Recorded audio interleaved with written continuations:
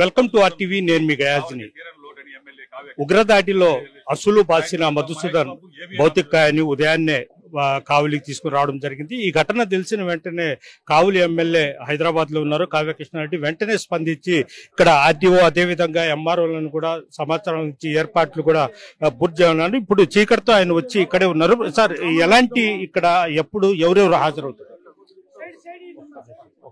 అంతిమయాత్రకి ప్రభుత్వ ప్రతినిధులుగా ఉప ముఖ్యమంత్రి పవన్ కళ్యాణ్ గారు, ఎండోమెంట్ మంత్రివర్యులు ఆనం రామనారాయణ గారు, హెల్త్ మినిస్టర్ సత్యకుమార్ గారు, అదేవిధంగా సివిల్ సప్లైస్ మినిస్టర్ మనోహర్ బాబు గారు, నలుగురు మంత్రులు, ఎమ్మెల్యేలు అందరూ కూడా అటెండ్ అవుతున్నారు. అందరూ కూడా ప్రభుత్వ ప్రతినిధులుగా వచ్చి ప్రభుత్వం తరపున జరపాల్సిన లాంఛనాలను జరిపేందుకు వాళ్ళందరూ కూడా వచ్చి ఆ కుటుంబానికి ప్రగాఢమైన సానుభూతిని అందించేదానికి రావడం కూడా జరుగుతుంది. ఒక దుర్మార్గమైన సంఘటన మా కావలి చరిత్రలో ఇది ఒక బ్లాక్ డే. మాకు నిజంగా ఈ 78 సంవత్సరాల చరిత్రలో ఇంతటి విషాదమైనటువంటి సంఘటన మా కావలి ఎప్పుడూ చవి చూడలేదు.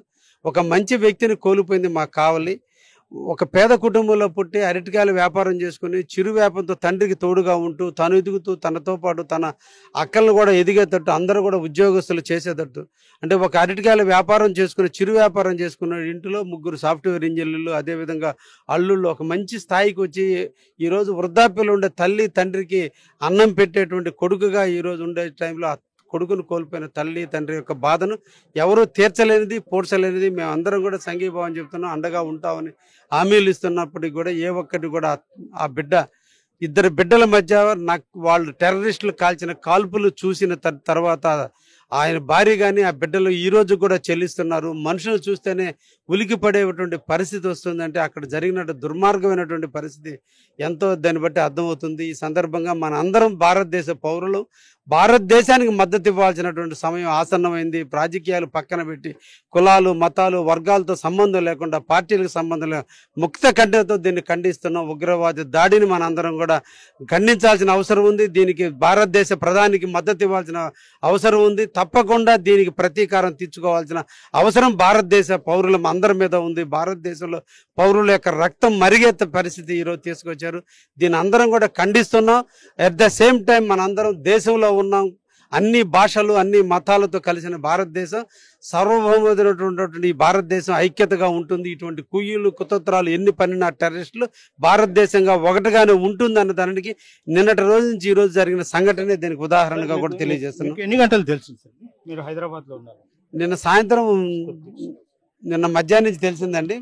నా ఇంట్లో శుభకార్యం ఉన్నందువల్ల నేను రాత్రి పూర్తి చేసుకుని ఉదయాన్నే రావడం కూడా జరిగింది. ఎన్ని గంటలకి అంతిమయాత్ర ఉంది? ఈ రోజు సాయంత్రం 3 గంటల తర్వాత అంతిమయాత్ర ప్రారంభించి బాలకృష్ణారెడ్డి శ్మశాన వాటికి ఊరేగింపుగా తీసుకురావడంతో పుర ప్రముఖులు, కావల్లో ఉన్న అన్ని రాజకీయ పార్టీ నాయకులు అందరం కూడా ఈ పాదయాత్ర అంతిమయాత్రలో పాల్గొనమని చెప్పి పిలుపునివ్వడం జరిగింది. అందరూ ప్రజలు స్వచ్ఛందంగా రాబోతున్నారు.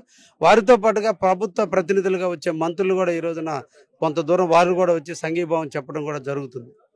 శాంతి ర్యాలీ ఉంటుంది సార్ సాయంత్రం అనుకుంటున్నాం. అది ఇంకా ఇది అయిన తర్వాత ఫైనల్ చేస్తాం. ఇది పరిస్థితి. అంటే ఈరోజు 3 గంటలకు అంతిమయాత్ర ఉంటుంది. దీనికి కేంద్ర మంత్రులతో పాటు రాష్ట్ర మంత్రులు కూడా హాజరయ్యే అవకాశాలు ఉన్నాయని కూడా ఎమ్మెల్యే కావ్య కృష్ణారెడ్డి చెప్తున్నారు. Video Pradeep guys, RTV, Nellore నుంచి. మరిన్ని వీడియోస్ కోసం ఛానల్ ని సబ్స్క్రైబ్ చేయండి. లేటెస్ట్ అప్డేట్స్ కోసం వాట్సాప్ ఛానల్ ని ఫాలో అవ్వండి. అండ్ లింక్ డిస్క్రిప్షన్ లో ఉంది.